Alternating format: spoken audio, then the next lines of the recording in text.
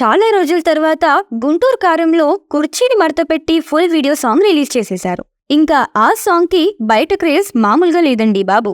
సినిమాలో చూడటమే కాకుండా యూట్యూబ్ లో సాంగ్ రిలీజ్ అయింది అని తెలియగానే ఒకటేసారి అందరూ చూడటం మొదలుపెట్టేశారు. రిలీజ్ అయ్యి 3 రోజులే అయినా ఇప్పటికీ 13 మిలియన్ వ్యూస్ తో చాలా బాగా పర్ఫామ్ అవుతోంది.